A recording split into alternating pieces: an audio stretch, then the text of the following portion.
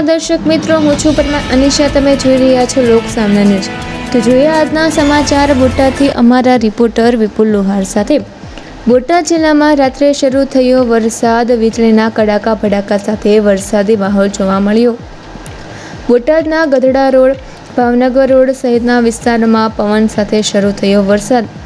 બોટાદ ગ્રામ્ય વિસ્તાર સહિત જિલ્લામાં ક્યાંક વરસાદી ઝાપટા તો ક્યાંક ધોધમાર તો ક્યાંક ઝરમર વરસાદ જોવા મળ્યો છે. તો બોટાદ જિલ્લાના નાગલપર, ચોટીલા, ટાઈમટમ સહિત વિસ્તારોમાં વરસાદી માહોલ. તો બોટાદના પાળિયાદમાં પણ વરસાદી માહોલ. મોડી રાત્રેથી ધીમે ધારે વરસાદ શરૂ. બરવાળા તાલુકાના કુંડળ, બેલા, ખાંભડા, સાળંગપુર, થેસળી, સમઢિયાળા, લાઠીદળ સહિતના ગામોમાં વરસાદ. ત્યારે ખેડૂતોના પાકને જીવનદાન મળ્યું. તો ફરી મળીશું એક નવા સમાચાર સાથે. ત્યાં સુધી જોતા રહો લોક સામના ન્યૂઝ.